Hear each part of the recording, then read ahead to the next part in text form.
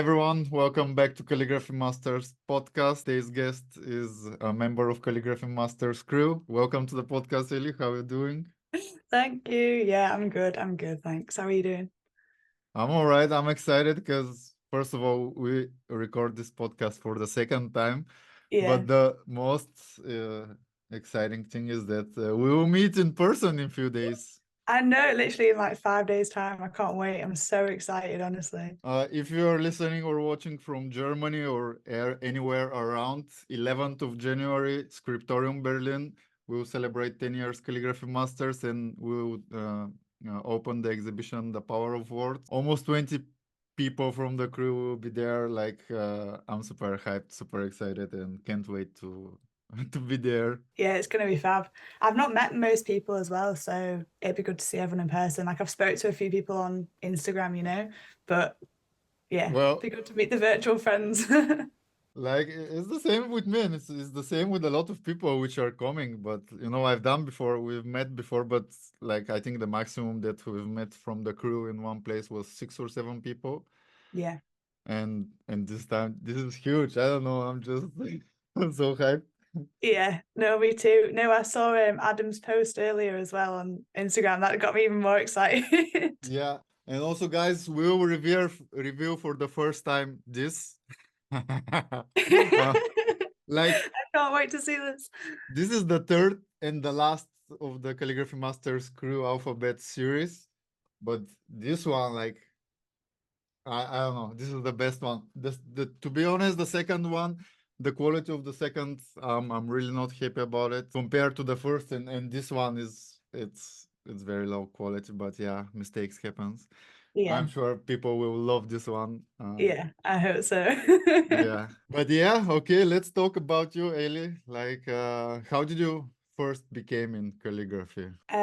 So I studied graphic design in university back in 2013 I started. So over 10 years ago now just. Yeah, and the first like term, the lesson was we had a tutor called Fred and he was so passionate about letters and typography, and that really inspired me. Like the first full term was just learning about the form of letters, the structure, how to draw them, how to use them in print, just an in-depth session. And literally from that first term I just was encapsulated by letters. Okay, but more specifically, like how did you become interested in calligraphy? Because like typography is different than calligraphy, but No, true, but that's the thing, I wouldn't have found calligraphy without doing that course in graphic design. So Mhm.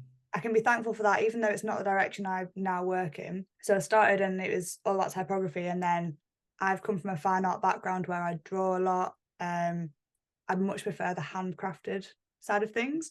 So from there, Instagram's just starting up 2013, 14. It's kind of a lot of creatives are getting on there. So I'm seeing a lot of other calligraphers work on Instagram. And that really inspired me to actually, buy some pens, get some parallel pens, and just start with the basics and try and learn a few different styles.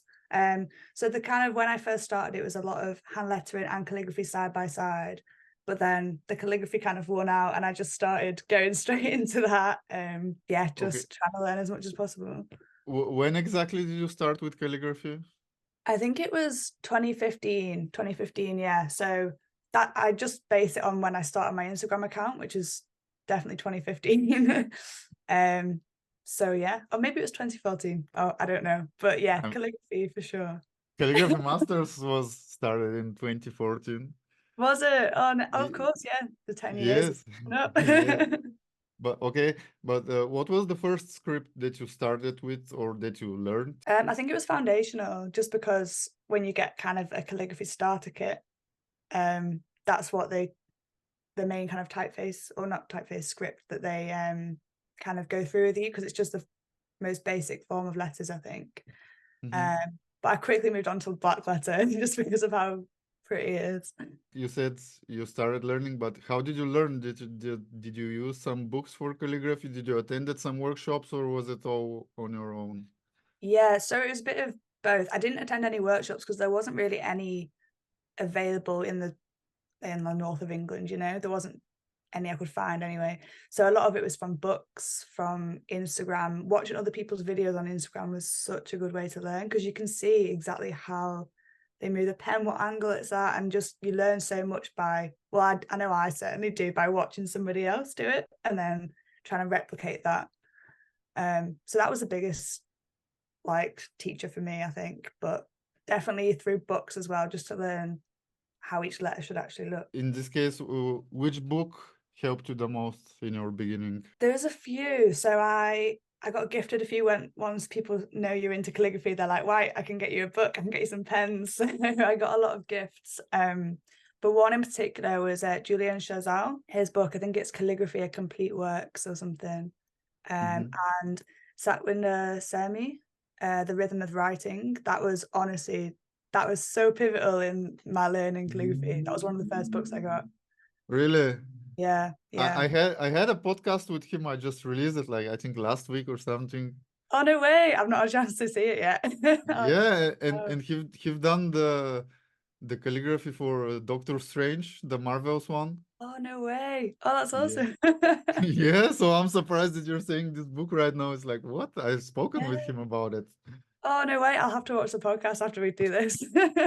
Awesome. They were definitely pivotal. And there's another guy called Charles Pierce.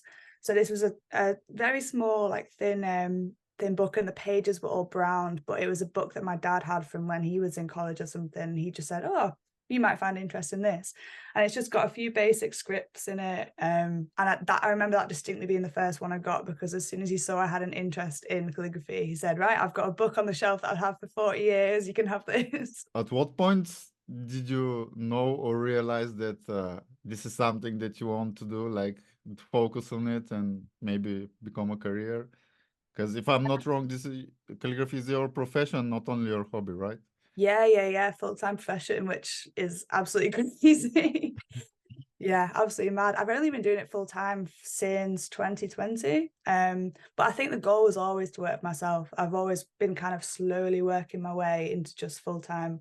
So I always work part-time jobs alongside calligraphy, sign writing, lettering. I'm not just a calligrapher. I do everything surrounding letters, I think, is my profession. I don't even know what you call that.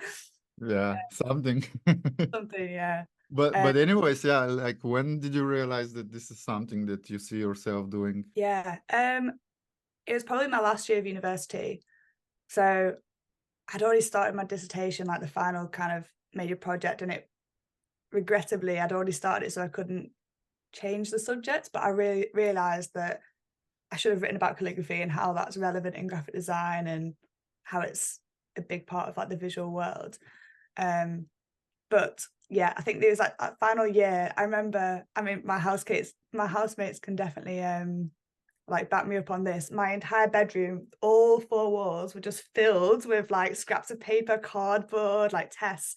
And I just kept like, working on stuff, pinning it up, working on stuff, and it was just layers of stuff all around my room. And I was like, yeah, I've got a real passion for this. Yeah, that And was maybe 2016 then. Yeah. okay. And do you remember your first calligraphy project that you worked on, like professionally? I remember the first lettering piece, which was a logo for somebody else in university. So it was like a peer, and he's a filmmaker, and he wanted a logo doing. So, and this is it's crazy, like the experience and prices I charge and stuff back when you're starting out. But yeah, I did this hand lettered logo. I think that must have been 2015, I think. And I was like, wow, I can make money from this. This is great. I think back then what I charged just got me like a few beers on a Friday night, but yeah.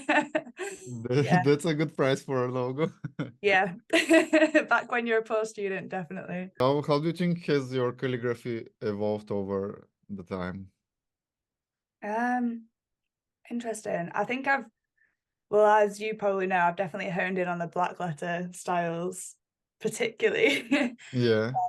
Yeah, like that's definitely what I'm passionate about the most. But I think I've just become a little bit more conscious of the styles. Like if you look at my black letter from 6-7 years ago, it's completely different to what it is now. It's a lot more variance in the strokes. I'm using ink a lot more rather than felt pens, and just really kind of adding embellishments and flourishes to each letter and making each single letter in a word a piece of art, not just, you know, Yeah. writing the letters out in a certain way. Okay, but like last time we talked and you just mentioned about the black letter, like what drew you to black letter? Because like I love Gothic family scripts, and the thing is, I don't see many women that work with it. I know a few, but the majority of people that work with it is usually guys. So, like, Yeah. what drew you to it? Yeah, that's interesting. I don't know particularly. I think the rigidity of it and the uniformity. So I was massively into taking photos of architecture. I think this is like 2013, 2014. I was really interested in like the form of angles and blocks and contrast of shapes and tones. So like black and white. And I think that's probably what drew me into black letter, is that there's kind of, you know, when you squint your eyes, there's just like an even amount of black and white on the page, and like the stark contrast between the two. And just, yeah, the vertical strokes, the angles. I think definitely the form of it and how it looks appeals to me way more than flourishes and curves does, which is crazy. I don't know. No, but that's cool. Like I love seeing women, girls like doing like black letter fracture stuff like this for me. Like, because you Yeah. know, it's not that often that you see it. So when I see someone, I'm like, oh, that's cool. Yeah, nice. That's good to hear. Do you remember what were the struggles that you had in the beginning of your journey? What was the most difficult for you? um, I think it was not being good, but wanting to be good. And you have to push through that period of just actually just not being very good at something to Mm-hmm. get to where you want to be, which is like, so this, you know, when I was saying in my final year of university, I've got work all over the walls, but I'd be so distressed at not being the way I wanted it to be, but I wasn't able to do it the way I wanted just yet, because I just needed to practice. I needed to practice and put the hours in. And so I had like, I'd see people's work that was amazing and think, I want to be able to do that. I want to be that good. And then I wasn't physically able to without putting the hours in. Do you understand what I'm saying? Yes, yes, yes, yes, yes, of Yeah. course. So I think that was like, honestly, the biggest struggle is just trusting that it would get better, and that like with time and practice, I would improve. Because it's so easy to look at your work and say, oh, it's rubbish, I give up. But it's really difficult to kind of pursue it. And I guess that's where the passion comes in as well. It's like, if you enjoy it so much that you want to push through that until you Mm-hmm. are good, then yeah. And you said compare yourself to other people. Like, who are you comparing your work to? Like, what are, yeah, like, who are the people that you were inspiring you? Well, back in the day, back when I started out, you know, like Pocos Lampas, Sashinsha. I know, I mean, of course, everybody loves Pocos, but you know, his work was everywhere on Instagram, and it was, you know, I saw it all the time, and I was saying, wow, that's amazing. I want to be able to create artwork like that. I want to be able to create letters like that, and just, yeah, the abstraction of it really inspired me. Um, but yeah, Sachin as well. Um, his work, all his calligraphy is amazing, so that really inspired me. I mean, yeah, countless other people, but those two I remember in particular, just like, yeah, found them on Instagram, obviously, and just, yeah, they really inspired me to kind of keep going and push and be better. Yeah, Pokras is one of my favorite calligraphy artists in general, and he was like Mm. obviously one of the first crew members. So he's a huge inspiration for me, and yeah, he's like so crazy, unique, and always pushes the boundaries, which is super cool. Yeah, yeah, 100%.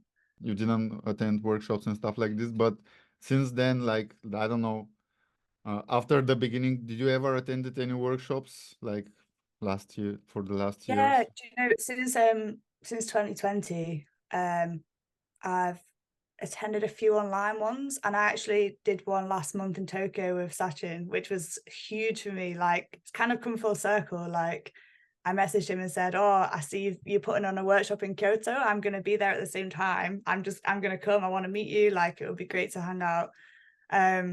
So yeah, I did I think it was like a pointed pen workshop, but it was of his script that he's kind of established. You know, it's kind of like, yeah, I mean, I don't know. It's on his Instagram, but I know what you're speaking about. yeah. But yeah, that was so cool to actually go and meet him in person and do a calligraphy workshop in person. The ones I'd done before that on Zoom, I actually did one with Luca Barcelona, which was another huge inspiration. I forgot to say that, yeah, him, Poco, Sachin, those Yeah. three. Yeah, so I actually did an online one with him. It was a few years ago now, maybe 2020, 2021.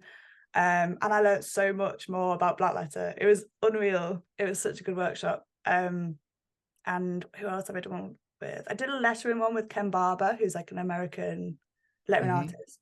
Yeah. What else have I done? I've done a couple of sign painting ones. I actually met up with a sign painter in Tokyo. Do you know Letterboy? I don't know. It's called Peter. I'll send you afterwards. But I actually Okay. did a 2-day sign painting workshop there. And again, it's just learning about the structure and form of letters, but with a brush. And it was so difficult. So difficult. So So yeah. you basically tried calligraphy, lettering, and sign painting. You've tried all these three areas, Yeah. right? Yeah. W- Yeah. Do you And I still can't like choose which I like the best. what? Why? I like them all for different reasons. I think calligraphy is still my passion. Calligraphy is the thing I'm most comfortable with. But I think going forward, like this year, I really want to push myself into letters, but in different kind of mediums, you know, like push my sign painting and lettering even more, because I enjoy them. I just haven't spent as much time doing them. So I want to improve at those as well. Okay.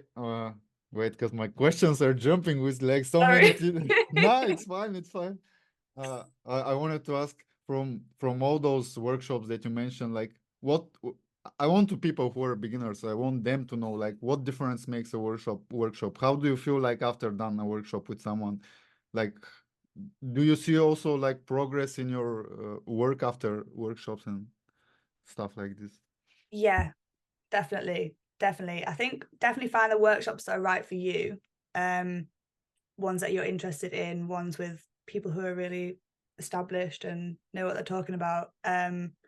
The one after Luca Barcelona, that workshop, I noticed such an improvement in my black letter. He has so many little like nuances and ideas about the script that I'd never even thought about. And it just makes you think about, I think as well, a lot of teachers, they don't just teach you the script or like, this is it. They'll say, think about how you're writing and how you can kind of invent new things when you are working. Mm-hmm.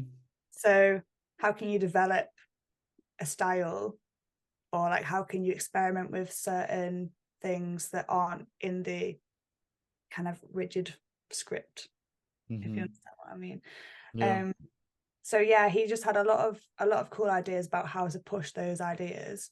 And yeah, I just think generally to go to workshops, I always come out feeling super inspired, like so many ideas flow in. I want to practice this. I want to practice this. And if anything, it's just a bit of a boost to say, right now, go off and do it on your own. And you feel ready and inspired to do that. Yeah. Awesome. And have you done workshops like you teaching? I've done a few. Yeah. I did them before COVID. So I just brought up some worksheets, I think the year previous. And I thought, oh, I'm going to teach this in a workshop. And it was very much like a black letter for basics. This is what I've learned. Because back in maybe 2019, I struggled to learn black letter because there weren't any resources out there. There wasn't any modern resources. There was a few black letter scripts in these old books, but very historical manuscripts. And they weren't the kind of, modern variations that we see everywhere now. But it was difficult to kind of, no one had really made a book or a set of worksheets that were like, this is one script, this is one black letter script, this is another black letter script, and another black letter script. You kind of had to read loads of different sources and piece together where the history of it came from. And at a similar kind of time, I think when I was doing my workshops, Jake Rainus, did a lot of research and put out some booklets which really broke it down into like 4 main black letter scripts, which I'm sure has been invaluable for so many people learning. Like I wish I had that when I was learning black letter, because it was hard to wrap your head around. But yeah, I think I just kind of, when I was teaching the workshops, just did a very basic, like this is the structure of the letter form. And it was always small groups of people, maybe like 6 or 7 people. And this is when I was living in Leeds. So we would do them in person in like a cafe or like a little workshop spot. And it was really nice to see and teach people in person. And I think in-person workshops are kind of invaluable compared to online, just because the tutor can look over and see what you're doing and say, oh, try doing this. They can see how you're holding the pen. They can see how rigid you are. Like say, if they just say, relax your shoulders a bit, the tutor online can't really say that because they can't see you. And I think that kind of teaching, that's what I noticed as a teacher. And that's what I've noticed as a student in physical workshops. Yeah. Okay, so you have a workbook, as I've seen posts and stuff. I even shared on Calligraphy Masters. Yeah. I've got so I've actually got 3 now. I put them online in 2020, and it was a really good time for people to learn, when you're locked inside and what else are you gonna do other than improve something. Of course. Yeah, so I put one on there. I've now got 3 minuscule black letter scripts. So I've got fracture, texture, and rotunda. And then I've also got fracture and majuscules up. So is this all one book or? It's 4 separate books. Okay. And so they come as digital downloads, yeah. how many pages is each, and how much does they cost? So the lowercase ones, so we've got the fracture, texture, and rotunda. They're all about 20 pages, 22 pages. And it's got a bit of kind of letter structure, and then it's got the physical worksheets, which make up about 15, 16 pages. The majuscule is a bit thicker in terms of, I think it's maybe about 35 pages, and there's a lot of variations of each letter, because the uppercase, the majuscule, is the way you can have a bit of fun with it. I think you can really accentuate the letter form, change it, and there's a lot of, in black letter especially, there's a lot of variations you can go for. So I've included a few of them on each of the pages. So that book's a bit more expensive. I think that's about £22. And the lowercase is 12. Okay. And where can people buy them? On my website, on my shop. So it's aletter.art. Okay, guys, you can see the website on the screen. It will be linked also in the description. Like we haven't spoke about this, but can you maybe do a discount code for the people who are watching? Of course. I'll think of one and tell you, and you can put it in the description. Yeah, the code will be in the description, guys. I don't know, probably it will be limited number of people or for limited time, so don't miss it. Like I haven't seen the whole books of Ellie, but what I've seen that she's sharing online, it's super awesome, and it's definitely worth it. If you're a beginner, definitely gonna help you. And yeah, check Thank the you. description. How much time does it take to create a workbook like this? The first one took me a long time, because I'm setting out all the guides. Like I do everything by hand first, so I'll literally have like an A4. So they're all A4 size, so you can literally put the paper in, print it out, and it's to scale. So I would get an A4 sketchbook. I would draw the module out, and then draw all the guides in pencil, draw the whole alphabet by hand. I say draw, right.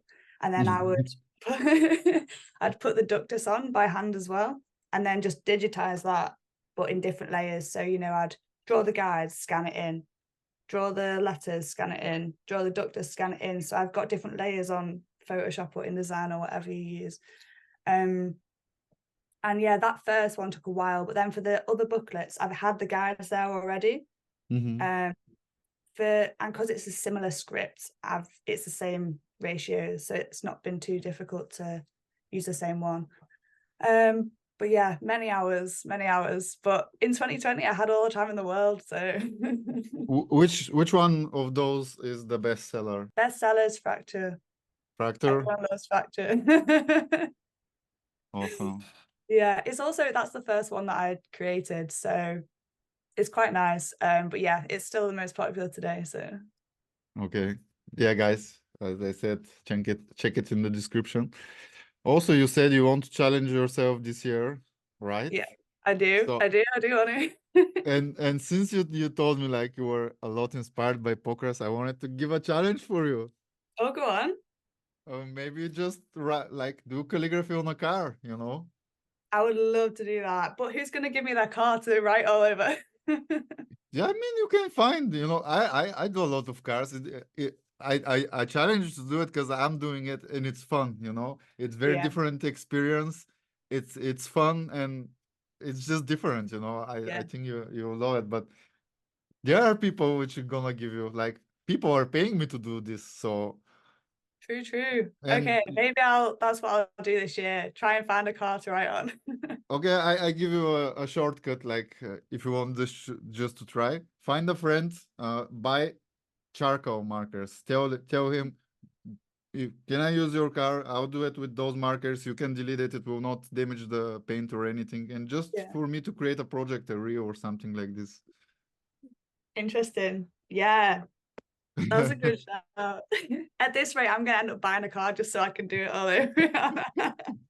Well, yeah, Yeah, okay. I haven't announced this, but since we're talking and I'm excited, so like I was supposed to do it today and tomorrow, but with the traveling to Berlin, there's so much stuff going on, so I yeah. didn't go. But once I'm back from Berlin, I'm doing it, which is super cool. No way, that's amazing, man. That's so Yes, cool. I'm excited uh, to see. I'm super hyped. Like I've done already a Porsche, which was cool, but yeah, I have some super nice cars lined up for this year, Oh, and that's amazing. So exciting. Are you gonna film this one as well? of course, that's the reason I'm doing them. Yeah. But Oh, yeah. yeah, And that's yeah, amazing. guys, who if you're watching, like also like if you've never done it, I definitely recommend it. I'm Yeah. also planning to make an article soon to future because I'm following people and there is not so many, but there is a number of people who do like calligraphy on cars, and I'll make an article with my favorite ones. Probably Nice. will inspire Oh, other people as well.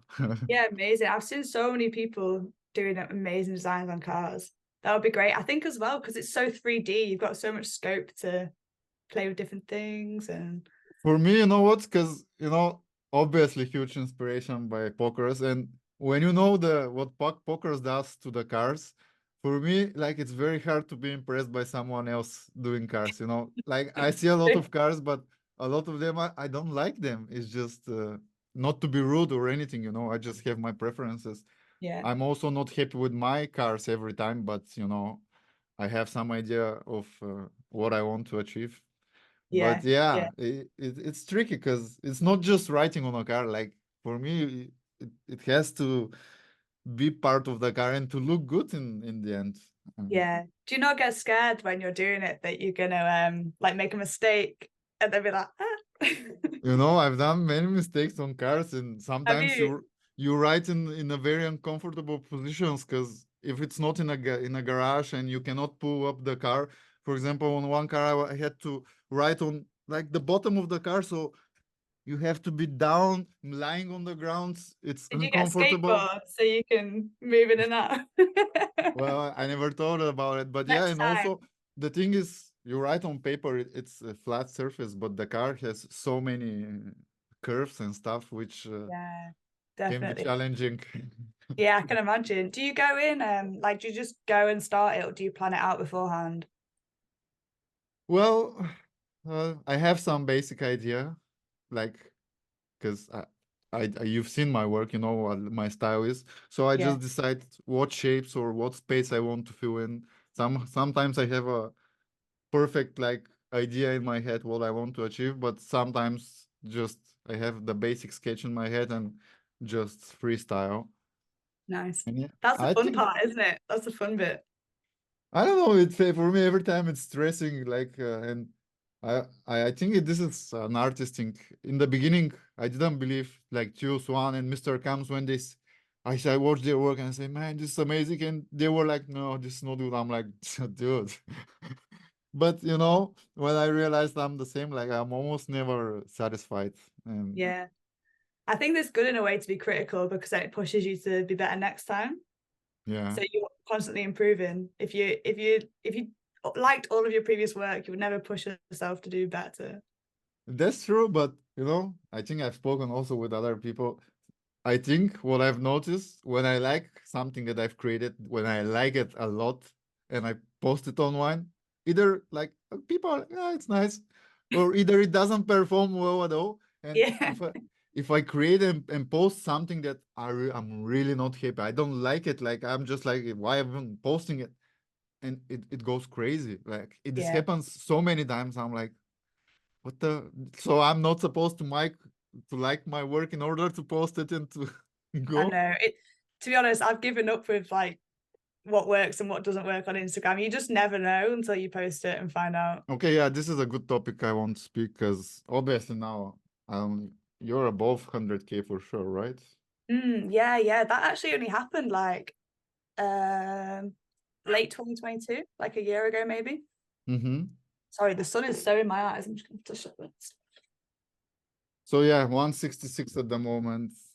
And I want to speak about social media because, you know, I'm on social media, but I follow a lot of artists, and obviously, most of people are suffering from what algorithms does and with the reach and everything. Yeah. So, like, people think when you have a big page, like you have 166 or CM with over 600,000, and people think that you just need to have those numbers to be successful. And first of all, I don't think numbers mean a lot. Like, of course, in the beginning, everyone wants to have a big following, you know, this eyes on you. But what I'm watching is a lot of people don't feel good because of these numbers. You know, they do like good work and it's not shown. And I see people suffering, which I'm really sad about. But what do you think? Like, what can you give advice to people? Honestly, like, because I was the same when I started out, you're always thinking, oh, I wish I want the number to be bigger. I want more people to see my work. And I think that's valid to feel like you want more people to see your work because then it can equate to opportunities, it can equate to work, jobs, getting paid for doing what you love, which I understand. And that's definitely what I thought as well. But a big number doesn't always mean that you're earning loads of money. It also doesn't mean that people are seeing your work. As we know now, the algorithm is not showing our stuff to everybody that follows us. So I think now more than ever, the number just doesn't mean that much. It's not something you should like pine for and strive after and like make your work suffer in the process because a lot of people, myself included, at certain points the past few years, I make stuff for Instagram, make stuff for the algorithms so people will see it, try and make stuff that will do well. And it's kind of, I don't know, it hinders the actual creative process sometimes. Like I've noticed myself not experiment with things I want to do because I think, oh, but it's not my style, it's not black letter, therefore my followers won't like it and stuff like that. Whereas, yeah, exactly. And it's crazy that I was thinking like that for a period. Whereas now, you know, I'm trying to not use Instagram as much, or at least try not to rely on it Mm-hmm.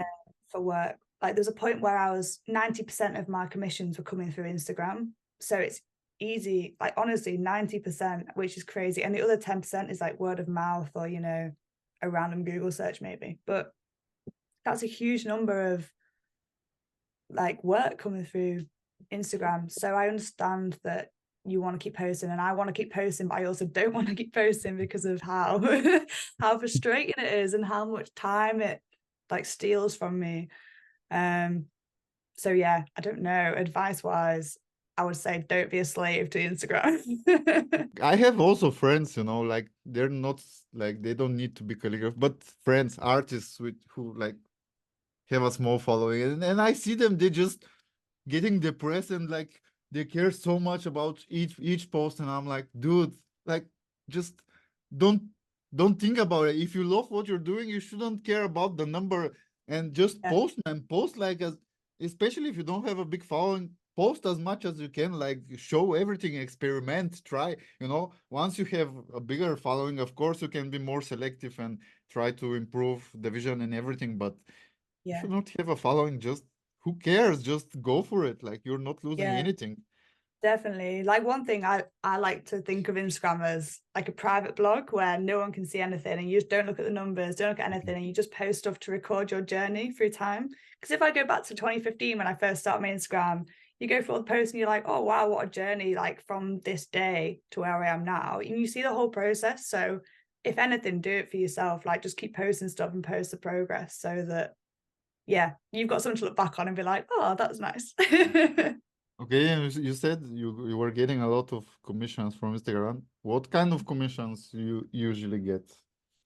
Um, I'll have to think back. I've not had any in ages because I don't know if you know, but I've taken the last 4 months off work completely. I've not been doing any work. And before that, I was in New Zealand. So I was doing different kinds of work. I'm working in New Zealand a lot, but let me think back. A lot of people, there was a period of time where a lot of people wanted, you know, the circle designs, circle black letter pieces for either logos, merchandise, band t-shirts, various things. And I've worked with people all over the world. Like I've got a beer brewing company in China that I've done some like circle black letter labels for, which was pretty cool. I've done one for a clothing company in China. I've done one for clothing companies in the US. So genuinely Instagram has, you know, it's broadened the places and people that can see my work and hire me, which is unreal because the UK is only a small island. So yeah, there's a lot of black letter logos, lettering logos generally, and calligraphy designs to be used on things like branding, logos, t-shirts. That's the main things that I would get through Instagram. But there's a lot of other things as well, like seeing, I think this is how I imagine people have viewed my profile and think, oh, she's posting regularly, she is doing this very niche thing, or you can see that I'm a practicing artist essentially. And they're like, oh, can we get you in to do a live event, do some live painting, live calligraphy? Can we take photos of you for a collaboration? Like I did one with a clothing company in Leeds when I had a studio there. And they found me through Instagram as well. So yeah, just being present, I think, shows other brands and companies and businesses that you are practicing, you're working, and therefore potentially want to work with others. Yeah, I don't know really though. A lot of those logos. What's been your favorite paid project, like that you were most exciting to work on? Oh wow. Oh, I'm usually not excited. I just work. Yeah, yeah, I just look. No, actually, I remember being so excited for this project. I think they found me through Instagram, but Penguin Random House, New York, they got in touch with me. I think they sent an Instagram or an email or something, and they said, we're releasing a new book. This was just before the pandemic, so things didn't go to plan, but they said we're releasing a new book, and it's like a novel about the kind of ancient civilizations, and they wanted a limited edition of calligraphy. Like they wanted an original piece that they could reproduce and slot into, you know, 1,000 books or something. But they wanted the 2 copies of the original as well. And it was so cool. I loved doing the research for it. I think I was just a bit like, what is this actually happening to me? You know? Especially because I don't have like an agent or a manager or anything to kind of get those jobs for me. I was like, wow, this huge company that is working with books worldwide is getting in touch. And that was really cool. And I enjoyed doing it as well. It was like a kind of like an unsealed script. And I had to like tea stain the paper, and yeah, it was very hands-on. Loved it. Speaking on books, I want to plug an ad sponsored by Calligraphy Masters. Sponsored. Guys, we released, I mean, they're not released, but yeah, they're up for pre-order.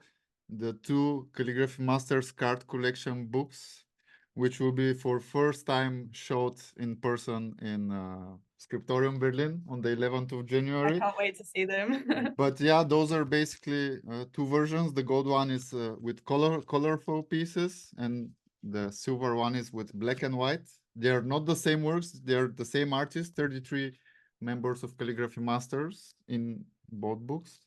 super awesome books. Each page can be ripped off to become postcards. Well, Nice. this is a limited edition. It's collectible, and the first 20 people to use code CMBook20 will get 20% off. Yes. Nice. They look so cool, such high quality. Yeah, I mean, you see, it's like you're not part of the book. No, not that one, no. Okay, so yeah, this is supposed to be the 9th anniversary. Like, but there was so much crazy stuff happening last year. So by Yeah. the time when I received the samples, which are those that I'm supposed to send to the members that took part in, the year was over, and I'm like, what?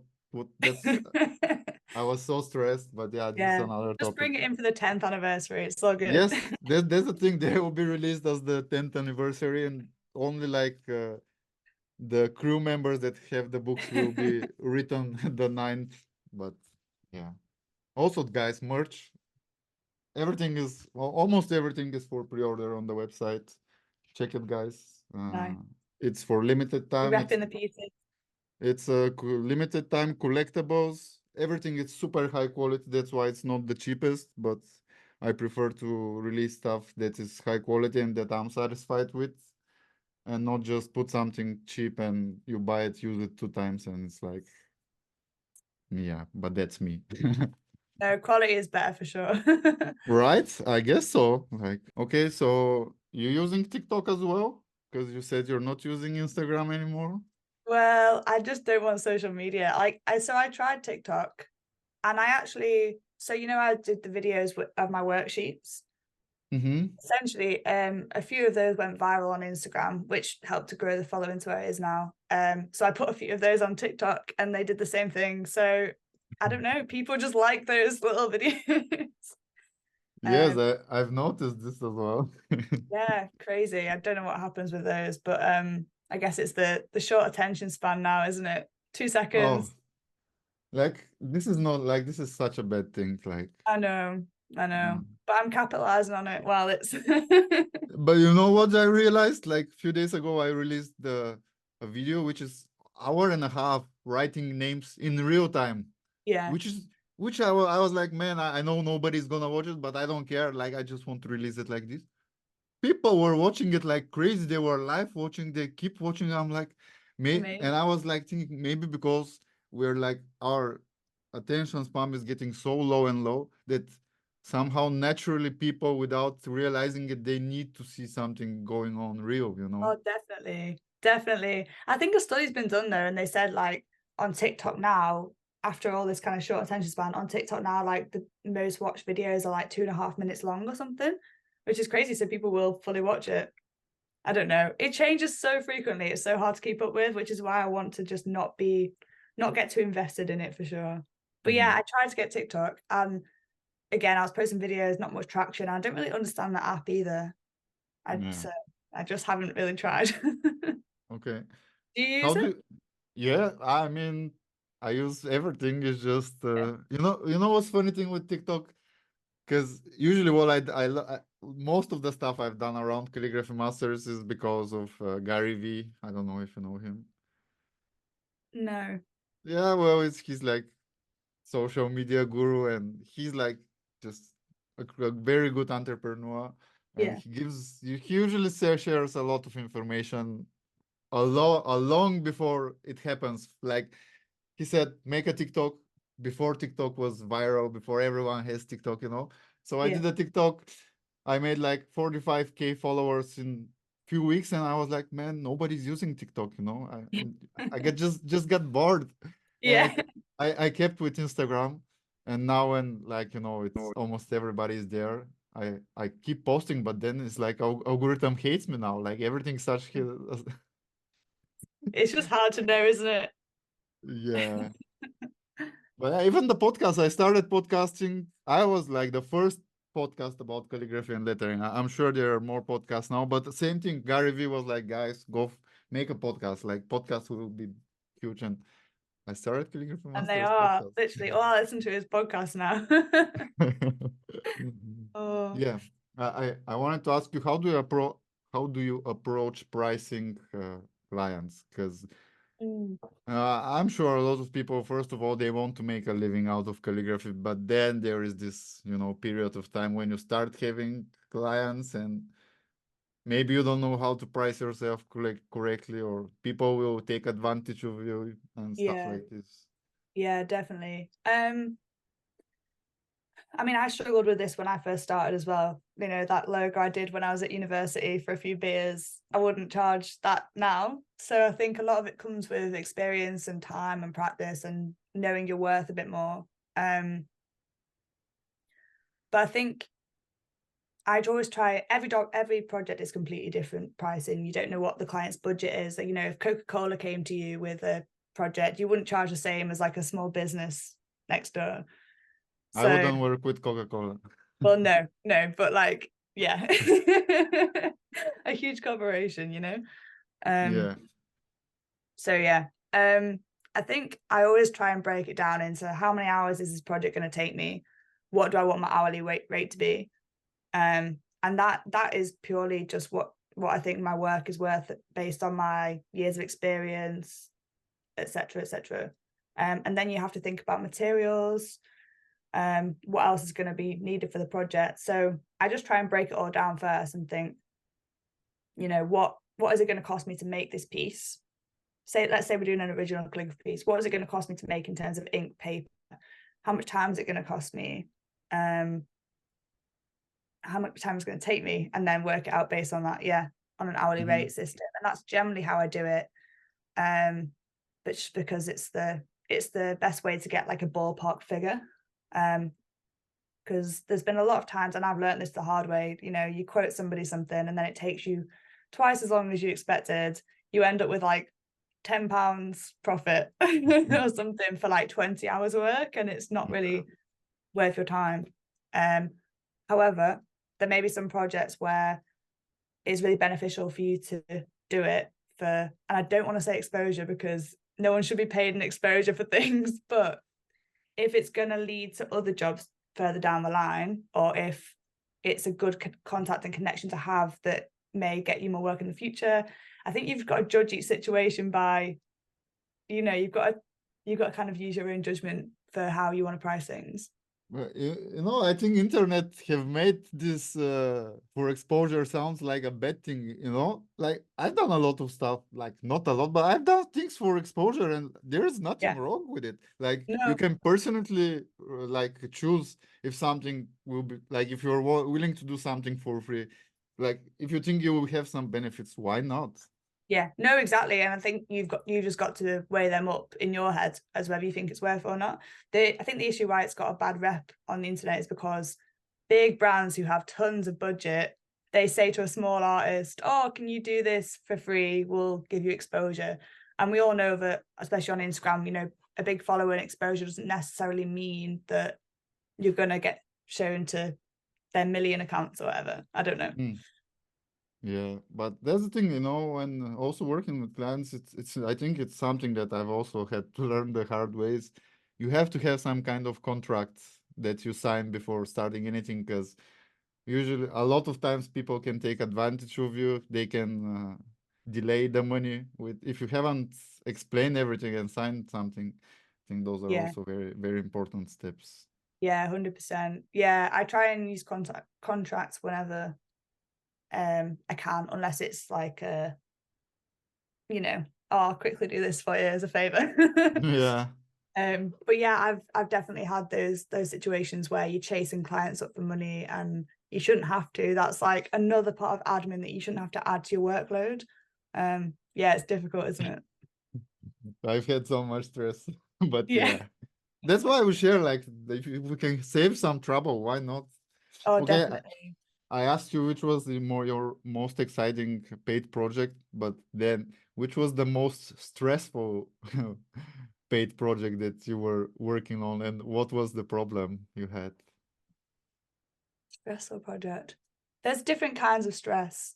Um, I've had some, you know, the like smaller kind of custom lettering pieces where I send a digital piece off to somebody where, you know, I'm chasing the payments up. I've had several projects where, so I work on a 50% upfront basis and then 50% payment once it's completed. So once the project's been agreed upon, we're going to do this, I'll send an invoice for 50% of it, 50% of the final payment, and then I start work on the project, and then I get the other 50% just before I send the final files. And then that works pretty much fine every single time. And there's a few projects in the past few years where the first 50% comes up, I do the work, and then like the person just disappears. I just don't know what's happened, but I get like, you know, I'm emailing like, do you want to continue the project? Do you want this? And there's just nothing from them. And this has happened more regularly than you'd think. What? I don't know, but they've paid 50%. So I'm like, why don't you want the work? It's strange. But I've kind of like covered my own back because I've already got half of the money. So yeah, very But strange. maybe you should write in the contracts, once you pay the 50%, and if when I'm ready, if you don't respond in 3 days, I'm off. Even if you contact me, that's it. Yeah. I should include that clause for sure. Right? I For mean, like, sure, for I never thought that something like this can happen, and you say it happens a lot of times. Yeah. I mean, it's happened about 5 times in the past 10 Wow, years. Yeah. that's crazy. Yeah. But I mean, for me, that's not too stressful. I've generally had quite good clients. And then the other stressful thing is when you've got a limited amount of time to complete a project. Like I was doing a mural design and installation in 2020, and it was, yeah, just not realizing how long it would take me for certain things, and then not planning for anything going wrong. So, oh, this paint is the wrong color. I need to quickly go and get some more paint. And then, you know, I literally had to run because I've got all this paint like pre-mixed and ordered. You get it on, and once it dries, you're like, that is not the right color. We had to go back, go to the paint store nearby. Luckily, it was open. This was at like 4 p.m. Go and get some more paint, use that. So it's one of those where obviously better planning, better time management, and it's generally was okay, but quite stressful on that day. So yeah, different kind of stresses in different jobs for sure. Okay, fair enough. How has calligraphy work impacted your personal growth and development? This is a good question. I think honestly, it's like meditation for me, calligraphy. I feel calmer. I feel genuinely like, I think a morning practice, like I do yoga practice as well, but when you're writing, especially when you're really engrossed in it, time just doesn't exist anymore, which is the same you get for any kind of thing you're passionate about. Same with yoga, like still in the mind, calming the mind, and just really focusing on a very specific thing, like writing each single letter. And because you're trying really hard to make it right, yeah, I think that is something every brain needs. So yeah, I How definitely much feel like, go how on, much time do you still spend each day on writing? not enough. No. Not enough time. Why? Yeah, I mean, this is one of my 2024 goals. Write every single day, even if it's for 5 minutes, even if for 2 minutes, just write something every day, because my practice just fell off a cliff the past couple of years. Like I've not been writing every day, not even been writing every week sometimes. So yeah, my goals are definitely to practice way more. So are you still a calligrapher? It doesn't sound like it, does No, it? okay, how does your how was one of your days goes like? Okay. Generally get up, make a coffee, chill out, maybe do some yoga, maybe go to the gym, unless it's raining and I can't be bothered. And then once all that's done, I feel like, right, okay, emails, get the laptop out, work on my to-do lists and write that for the day, because then I know what I've got to achieve by the end of the day. It honestly depends on what project I've got. At the moment, I'm working on some t-shirt designs. I've got a new project that I'm so excited about. So Okay. I'm working on t-shirt designs. I'm working on a lot at the same time. So I'm working on the iPad, doing the designs, then I'm bringing it to my laptop, and vectorizing it and placing it on mock-ups, that kind of thing. So I'm currently in the stage of, like, I've done the calligraphy side of things, I've done the physical drawing and writing, I've scanned it all in, and I'm working on the digital side. So a lot of my work at the moment is on screen, which is why I'm not writing every single day. But this is what I want to change. I want to set aside 10 minutes, 20 minutes, half an hour each day to write that's separate from the commissions and things that I'm working on, which is when you're thinking, oh, but this is the work that's earning me money, you forget to do the things that are going to improve your practice. But So yeah. you have created your work for the exhibition, right? Yeah. No, I have. It's almost done. It just needs the finishing touches. You know, fun fact, I'm doing mine today. Are you? I'm glad I'm not the only one. You know, like I'm constantly traveling, and as you explained, like why you're not writing, I like this is the reason a lot of the years managing calligraphy masters I didn't write. Yeah. And luckily to 2023 was an amazing year. I written so much, like it feels good. But yeah, Good. that's the reason doing a lot of things all by yourself happens like this. Yeah, for Rather sure. I than think that's it, writing. isn't it? Because there's so Mm, much admin to do. There's so much, especially with what you do with Calligraphy Masters, you do so much for it. And it just takes over, doesn't it? It consumes you. And that's what I found as well. Like being a one-woman band, essentially, I'm doing everything for the business and things get, they don't get prioritized as much as they should. So mhm. that needs to change. Okay, I guess from because usually they write calligraphy master, sometimes they write to my personal profile. A lot of people, like, you know, beginners, they ask some questions. So Yeah. my question is, what are the two most questions that you're getting asked by people? My God, what pen is this? Okay. And most of the time it's like written in the caption as well. Yeah. Yeah, so that's a big one. But what else? I've had some actually, like, generally, if I get the same question, like, where can I buy the worksheets? What pen is this? I just don't have time to answer that many questions, so I don't answer them. But if people message me with in-depth, like, specific questions, I'm more than happy to, spend 5 minutes replying and going through it. How do you get into it? What can I do for this specific problem? And I love answering questions like that because it tests my knowledge. I'm like, oh, actually, I don't know that. I best go and research it. Hmm. So yeah, Yeah. they're exciting questions, but yeah, I'm not gonna answer the other ones. I can't. No, yeah. There is like, I mean, we're not supposed to complain, at least I believe so, but there is some annoying and stressful parts of doing what we do. Yeah, for sure, for sure. I think, yeah, I just literally don't have the time to answer them, and I think the less you answer, the less they get asked. So Yeah. What's your favorite pen?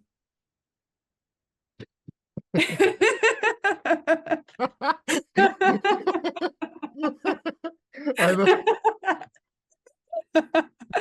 No, to be fair, is it's a disappointing answer. It's a disappointing answer because it probably is the Pilot parallel pen, just because it's so versatile, it's portable, it's like I know, and it's what I kind of grew up with learning calligraphy. It's what I learned what I use as a beginner.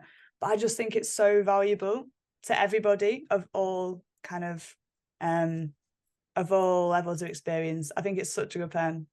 Hmm. Um, Do you have a favorite size? Probably 6, but they've got the new ones now. 4.5. You got Yeah. that one? Yeah. That's a good size when it's not as big. You don't use as much ink then. Yeah.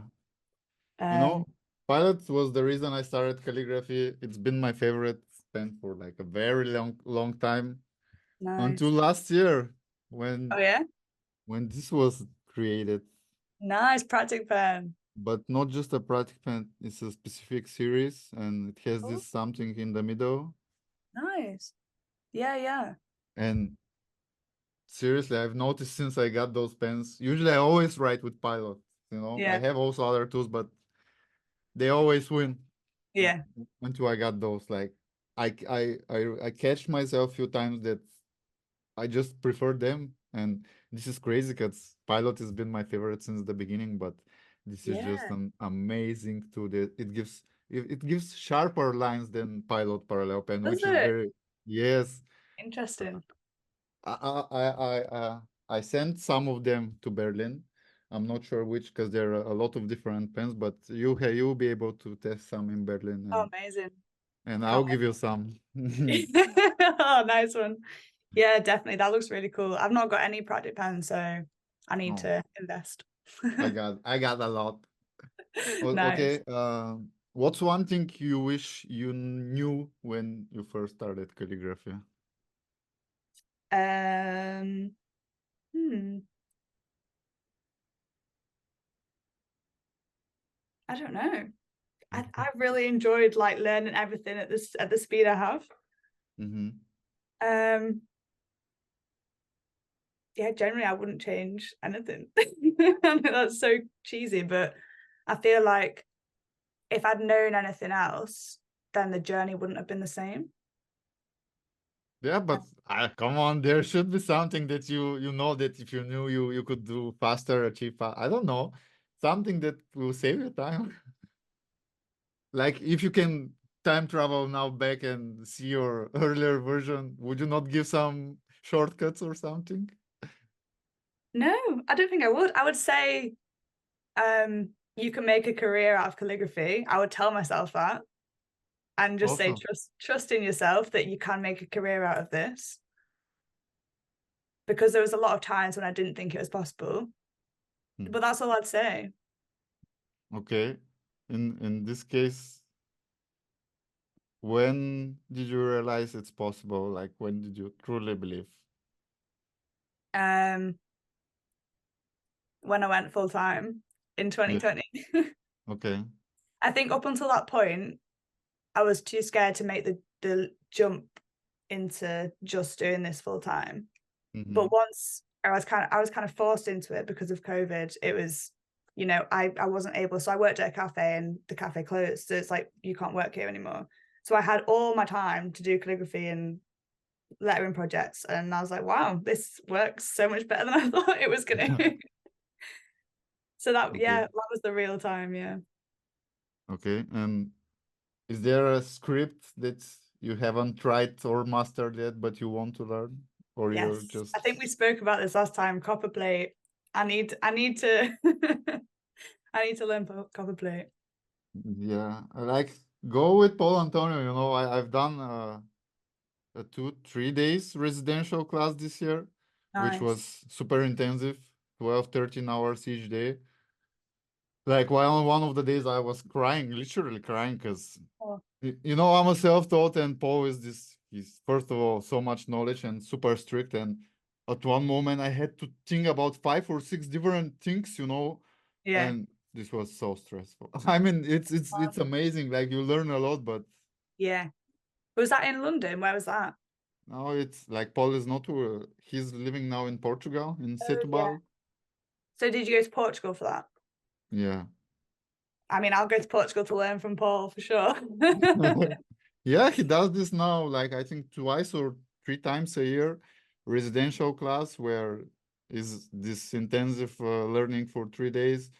You're staying at his place. There is a swimming pool. He's cooking. Like it's amazing experience, to That be sounds honest. great. I'll look into that because 2024 is the year of learning. Yeah. Okay. And then where, like, I don't think where do you see yourself in 5 years, but what are the goals in like next 5 or 10 years? Is there some major goals you have, something you want to achieve with on your journey? Yeah. Oh, yeah, there is, but it's so far away. I don't know if I should tell you. It's so far away. But anyways, come on, you can say it, like, and you Okay. know, Well, potentially we could talk about this in many, many years' time. But I really want to open a physical store that is just about calligraphy, like okay, calligraphy, lettering, sign writing, just a letter-based store. Um, just that like stocks work from calligraphy artists from all over the world, has like tools, has workshops, has just an all-encompassing space that is dedicated to the art of writing, the art of calligraphy. I don't know. It's just I feel like there needs to be more spaces that um like empower younger generations and that celebrate what calligraphy is. Like there's so much history in it, and I want to keep it alive and keep it I don't know, modern. Okay, in this case, how do you see calligraphy evolving in the future? I mean, to be honest, is for some people it's probably crazy that we are here talking and we're actually doing calligraphy, That's something so that true. a lot of people considered a dying craft or whatever. Yeah, I know. It's still like when I speak to people that were taught calligraphy in school, taught sign writing like as a trade, I'm like, why is it still not a thing? Because I would have loved to have that tuition. But I don't know the future. I mean, with the way AI is going, like, is AI ever going to do calligraphy? I have tried it for many months. It's not able. I don't know. Maybe I have to try the latest updates of Midjourney because Midjourney is kind of evolving like crazy. Yeah, But for a long time, I've been testing different AIs, and usually they don't do calligraphy, which is super yeah. cool. But then it's like, we don't know, like 10 years ago, we didn't know where AI was going to be today. So in 10 years' time, like, is AI going to have a body with a working hand? Like, we don't know if it's going to be able to produce that kind of thing. I speak with friends about this because usually Yeah, I have some very close friends which they do 3D, AR, VR, AI, like they are in this niche. yeah, So it is a lot. It's a part of my life. But I've spoken with people. Even if AI can start making calligraphy, you know, people will still be able to see and appreciate more work done by a hand because yeah, I totally agree. uh, yeah, AI might make a super amazing piece to look super nice and everything, but it will have no life in it. Because Yeah, I mean, something that you probably learned in Japan, and if you have knowledge about Eastern culture combined with calligraphy, it's a lot about the energy. Like every person is not just writing letters. We put our energy into the letters, and it makes it look different. Like for example, you can make one word when you're happy, one word, the same word when you're angry, when you're sad, and every time it will look different. yeah, 100%, 100%. No, I agree with that. And like you said, it's the AI calligraphy will always be created by AI, therefore it's a completely separate thing. So in the same way that there's like a revival of sign writing after like the things that technology can do with signage now, people still Mm. love it done by hand because there's like a human quality to it, which is only done by humans. Yeah, And I actually think if not, like AI might do us a favor because maybe. exactly those things makes us more like higher paid because those things will be more and more expensive because less and less people are gonna be doing them. Exactly. So true. Yeah, I'm not too worried at the moment. So to all my calligraphy fam, keep writing. Yeah. You will have a job in the future. Okay, Oh, and I don't know, like, is there something that I forgot to ask you? Like, we spoke about stuff last time, but I guess or I hope I asked all questions. Is there yeah, I something think we we covered didn't a lot cover? of yeah, I think we covered a lot of it. I can't remember though, my memory's so bad. Well, the thing is, like, I finished my questions. Like, I'm really looking forward to meet you in person Yes, in few likewise. I can't days. wait. And yeah, guys, there will be a lot of videos from Berlin. Probably I'll make a short movie or something like this. Yeah. Maybe some podcast. I have so many ideas in so short time to I don't know, but it will be Yeah. definitely worth it. So guys, if you are in Germany, Berlin, 11th of January, 7 p.m. Scriptorium Berlin. It Yes. will be historical. This is truly historical. That'd be Seriously, fun. I'm so Yeah, happy. can't wait. Oh, okay. I have one last thing. Yeah. Okay. Just it's again advices or tips or whatever, but to all people who are watching or listening that are either beginners or considering to start doing calligraphy, lettering, or sign painting, what would you tell to those people? People who haven't started at all or Yeah, yeah. haven't started or just starting, um, put the hours in practice wise. I think there's no better teacher than your own practice. And don't skip to the fancy stuff before you can do the basics. Yeah, I think Okay. yeah, if you've got like a base level of good quality single strokes, then everything else will come from there. Just do it step by step, and the journey is the fun part. Awesome, perfect set. So, okay, Ellie, thank you for being guest on the podcast. Thank It you. was super nice chatting again, and Yeah. finally to be able to share your story with the audience. I'll see you in a few days. Can't Yeah, wait. see you next week. And yeah, okay, guys, thank you for watching. Thank you for listening. Leave a like, subscribe, comment which was your favorite part of the video, which was most interesting thing that you learned about L today. Links in the description. Yeah, hope to see you in Berlin. And as always, keep writing.